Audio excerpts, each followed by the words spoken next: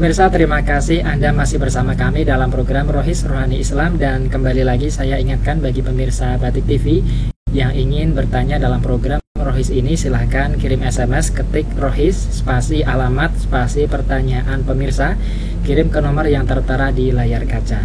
Dan Pak Ustadz, kita langsung ke pertanyaan yang selanjutnya. Pak Ustadz, ini hukumnya kalau suami marah sampai mengucapkan kata cerai itu bagaimana Pak Ustadz? Ya.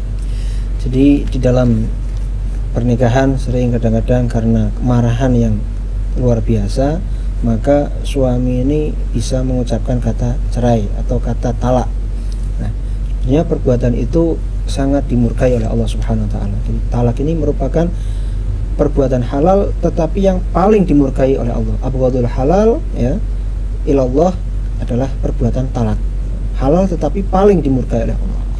Nah, seandainya orang mengucapkan kata cerai kepada istrinya, ini apabila dia ini marahnya ini marah kemudian sudah hilang akalnya, jadi sudah akalnya hilang, kemudian kata-kata itu meluncur dengan sendirinya, maka itu dimaafkan. Karena di dalam hadis yang diriwayatkan oleh Imam Abu Dawud disebutkan la talaqa wala itaqa fi ighlaq, tidak ada talak dan tidak ada memerdekakan budak ketika seorang itu dalam keadaan ighlaq. Ighlaq itu tertutup otaknya sehingga mengucapkan kata seperti itu.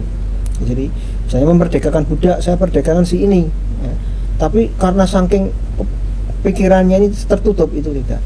Tetapi dalam kondisi marah yang dia itu masih bisa wajar, otaknya bisa wajar, maka itu Imam Syafi'i, kemudian para a'immah Hambali dan Maliki itu sepakat bahwasanya talak itu jatuh kepada orang yang dalam keadaan marah ya, selama dia masih bisa mengendalikan otaknya. Jadi marah tapi masih bisa mengendalikan, ternyata dia ucapkan talak, ini jatuh talaknya. Kalau dia menalak satu, jatuh satu. Kalau dia dua kali talak. Kalau sudah 3 kali talak berarti sudah bain, sudah tidak bisa ada rujuk kembali, seperti itu. Nah, kemudian hadisnya diriwayatkan oleh Ibnu Abbas yang disebutkan di dalam riwayat Ad-Daruqutni, bahwasanya suatu ketika ada seorang laki-laki juga mengatakan kepada Ibnu Abbas ini, ya, saya mentalak istriku dalam keadaan marah, bagaimana menurutmu? Maka Ibnu Abbas mengatakan, kamu sudah bercerai ya, dan saya tidak akan menghukumi kecuali dengan hukum Allah, seperti itu. Nah, kalau boleh tahu nih Pak Ustadz, itu kan tadi yang Pak Ustadz katakan kalau misal sudah mengatakan cerai sampai 3 kali itu berarti sudah resmi cerai Pak Ustadz? Sudah tidak bisa rujuk lagi. Kalau masih satu, maka suami punya kesempatan untuk merujuk istri itu ya, merujuk, meminta balen kalau bahasa Jawanya, minta kembali.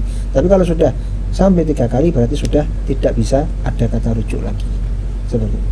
Berarti sudah diharamkan kalau misal bersentuhan atau mungkin melakukan hubungan suami istri sudah tidak boleh. Ya, tentu sudah seperti itu, sudah haram, sudah bukan istrinya lagi, bukan wanita halalnya lagi. Ya, makanya itu, dari itu terutama pasangan muda ataupun siapa saja pasangan-pasangan jangan mudah untuk mengatakan kata cerai atau kata talak. Nah, kalau bisa untuk misal sudah 3 kali itu berarti harus menikah lagi Pak Ustadz? Kalau seperti itu otomatis dia istri juga harus menikah dengan orang lain ya, setelah dia ditalak, dia kemudian istri itu otomatis dia harus ada iddahnya dulu ya, membersihkan diri sampai beberapa waktu, kemudian setelah iddahnya itu selesai barulah dia boleh menikah dengan orang lain. Nah, seperti itu, tidak boleh dengan suaminya yang dulu. Seperti itu ya. Dan kemudian nih Pak Ustadz, ini pertanyaan yang mungkin cukup banyak sekali dilontarkan khususnya bagi para pemuda-pemudi nih Pak Ustadz di Pekalongan dan sekitarnya ini. Nah, ini tentang onani nih Pak Ustadz. Apa hukumnya jika seorang laki-laki atau perempuan melakukan zina tangan atau onani? Ya. Jadi perbuatan melakukan onani, zina tangan ini adalah perbuatan yang dilarang agama. Sebagaimana disebutkan di dalam Surat Al-Mu'minun, a'udzubillahi minasyaitonir rajim. Qad aflahal mu'minun alladzina hum fi sholatihim khashi'un walladzina hum 'anil lagwi mu'ridun walladzina hum lizakati fa'ilun walladzina hum li furujihim hafizun illa ala azwajihim aw ma malakat aymanuhum fa innahum ghairu malumin. Jadi sangat beruntunglah orang-orang mukmin ini, ya. Siapa mereka, ya? Antara lain adalah walladzina hum li furujihim hafizun, orang-orang yang menjaga kemaluannya, ya. Kemudian kecuali illa ala azwajihim, kecuali kepada istri-istrinya atau budak yang dimilikinya, karena kalau dengan istrinya atau dengan budak itu mereka tidak tercela, tidak apa-apa. Nah, ini istimta, onani kalau dalam bahasa Arab disebut sebagai istimta, ini istimna, ya, disebut sebagai istimna, mengeluarkan mani. Ini dengan tangan, ini merupakan perbuatan yang dilarang agama. Jadi berdosa orang yang melakukan seperti itu. Nah, kemudian bagi para pemuda, ini bagaimana ini solusinya seperti itu? Nah, suatu ketika Rasulullah SAW, ya, ditanya oleh para sahabatnya, wahai Rasulullah, kita ini para pemuda, ya, tapi belum punya biaya untuk menikah, ya. Dan Rasulullah SAW bersabda, ya ma'syaros sabab, man istata'a minkumul ba'ah falyatazawwaj fa innahu aghaddu lil basar wa ahsanu lil farji wa man lam yastati fa alaihi bisawm fa innahu lahu wija. Wahai sekalian para pemuda, barang siapa yang mampu di antara kalian, ya, maka hendaklah dia menikah, karena dengan menikah ini akan menjaga pandangan dan juga akan menjaga kemaluan.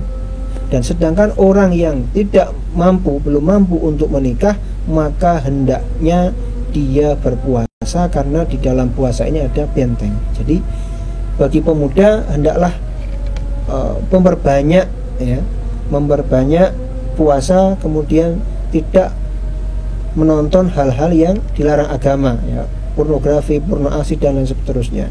Kemudian menjaga dirinya, menjaga pergaulannya, karena ad-dinu ala almar'u ala dini khalilih, seseorang itu agamanya itu tergantung kawannya. Kalau kawannya tidak baik, maka dia juga nanti cenderung tidak baik. Tapi kalau dia ini bisa berkawan dengan orang-orang yang soleh, dia akan ikut.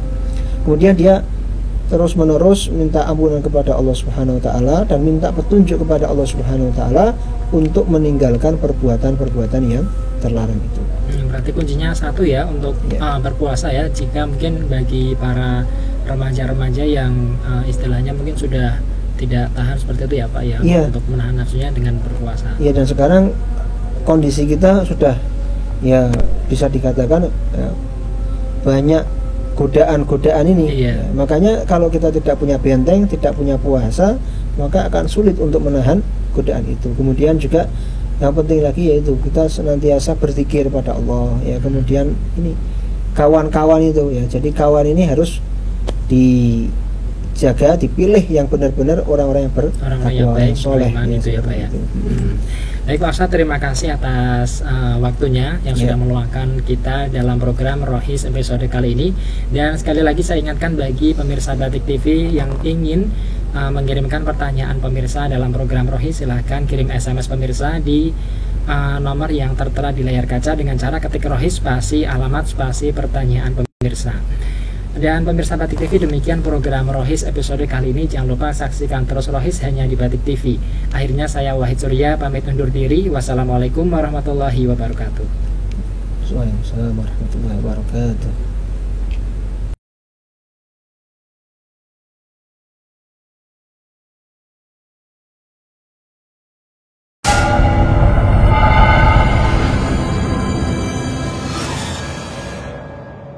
Ajib,